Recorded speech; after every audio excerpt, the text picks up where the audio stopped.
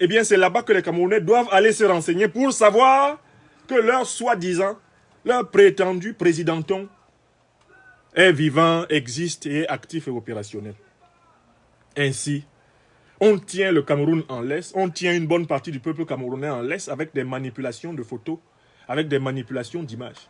Alors que les Camerounais à Yaoundé n'ont pas encore vu le fameux Paul Biya.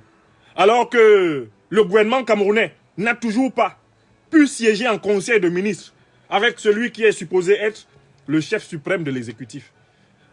Alors que la diaspora camerounaise, si habituée à traquer Paul Biya partout où il met les pieds, n'en a plus vu la trace depuis ces derniers délogements de 2019 sur le sol occidental.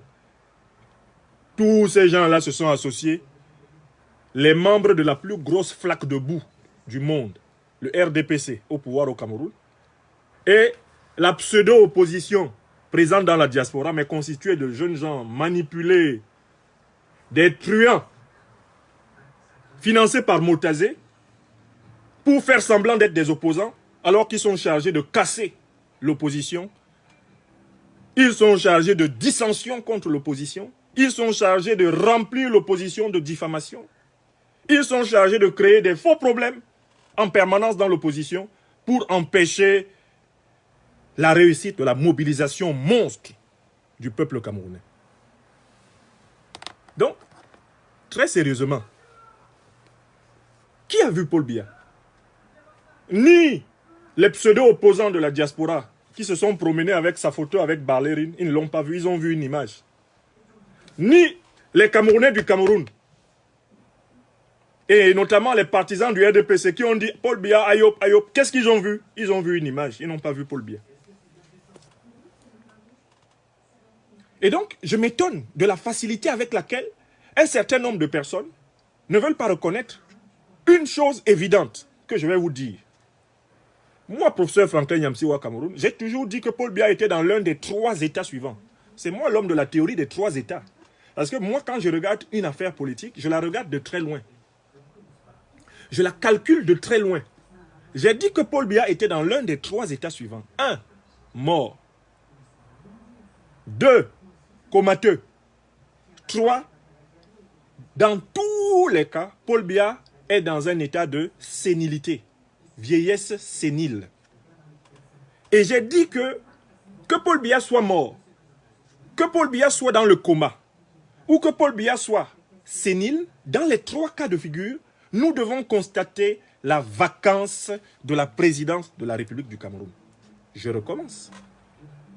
Moi, professeur Franklin Nyamsiwa Cameroun, Sisikou Franklin Nyamsiwa Cameroun, comme vous m'appelez, toutes mes conférences témoignent de la théorie des 3 États de Paul Biya. Car la politique est l'art de la prudence. Et j'ai toujours dit que tant qu'il n'y a pas la déclaration officielle d'un État, la déclaration officielle d'une institution à propos de l'État définitif de M. Paul Biya, nous utiliserons la théorie des 3 États. La théorie des 3 États potentiels de Paul Biya, c'est soit mort, soit dans un état de coma, soit dans un état de démence sénile. Les 3 États de Paul Biya nous permettent dans tous les cas d'établir la vacance de la présidence de la République. La présidence de la République au Cameroun est vacante. D'abord, il y a plusieurs années que Paul Biya avait montré qu'il était incapable d'assumer les fonctions de président. Il disparaissait pendant 6 mois de l'année. Les Camerounais n'en tiraient pas la conséquence que ce monsieur était un dément sénile. C'était un vieillard fatigué, une vieille chaussette qui devrait aller en maison de retraite ou s'occuper de ses petits-enfants ou de ses souvenirs, à tout prendre, non plus un homme capable de diriger un pays à 90% composé d'hommes et de femmes de moins de 40 ans. On aurait dû tirer cette conséquence depuis longtemps. La vacance du pouvoir au Cameroun aurait dû être constatée depuis très longtemps. Nous nous mordons les doigts de n'avoir pas fait constater cette vacance du pouvoir depuis très longtemps.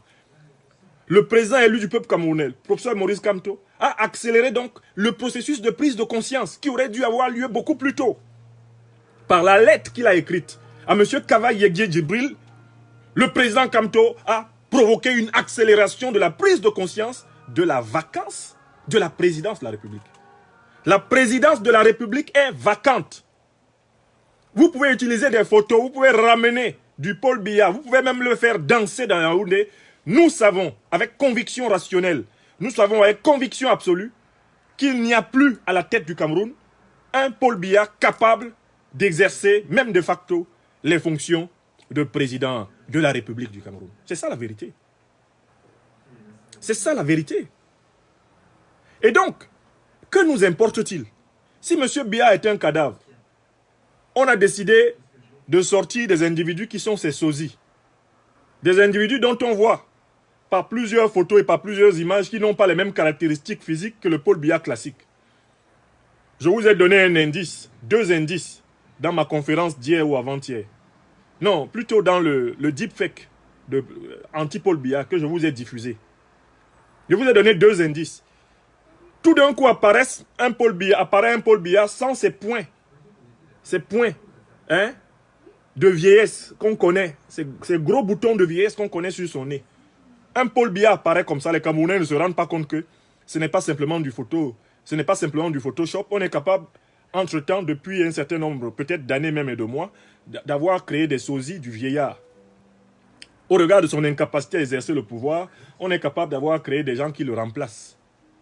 Et ces gens-là sont remarquables par une deuxième caractéristique. Ils ne sont pas mabongo comme lui. Paul Biya, on connaît bien son pied en X. Et maintenant, on a de nombreuses images d'individus qui se prétendent être Paul Biya, des vidéos de ces individus qui n'ont pas cette déformation de la jambe, typique de Paul Biya.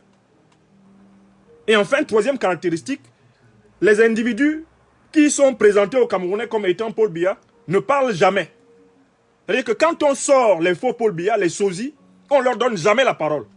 Pourquoi? Parce qu'effectivement, au niveau de la voix, les imperfections risqueraient d'être perçues par les Camerounais. On ne les fait pas parler. On montre des images muettes, des individus qui ne parlent pas. Alors, tout ceci nous amène à dire que non seulement la présidence de la République est vacante, mais ça fait longtemps qu'on présente des faux Paul Biya aux Camerounais. Je recommence. Et je le dis à haute et intelligible voix. Non seulement la présidence de la République est vacante, parce que soit Paul Biya est mort, soit il est dans le coma, soit en fait il est complètement devenu zinzin, dément sénile. Mais dans les 3 cas, depuis plusieurs mois, on présente aux Camerounais des fausses apparitions de Paul Biya. D'ailleurs, il n'est pas exclu que M. Henry Peter Barlerin, à qui j'ai écrit, j'ai retrouvé son mail auprès du gouvernement américain, j'attends sa réponse. J'ai écrit à M. Henry Peter Barlerin, diplomate américain, j'ai retrouvé son mail. Et je lui ai écrit pour lui demander de nous relater la nature de la rencontre alléguée. Alléguée par une seule partie. Jusqu'ici, il n'y a que la communication de la présidence de la République, la communication officielle camerounaise qui dit que Paul Biya l'a reçu. Pendant toute la journée où Paul Biya est supposé l'avoir reçu, le site de l'ambassade des États-Unis au Cameroun ne parle pas. Pendant toute la journée, la page Twitter de l'ambassade des États-Unis au Cameroun ne parle pas. C'est quand même curieux.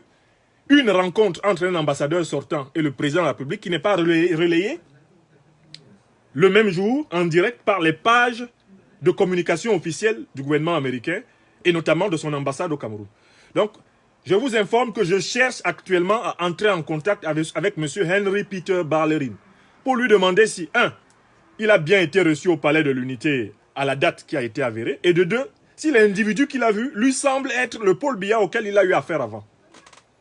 Parce que nous sommes au palais des Toudi en pleine cour des miracles. Le palais des Toudi est devenu non seulement en fait une morgue, le sous-sol du palais des Toudi conserve des cadavres, nous le savons avec certitude, et je vous en informe.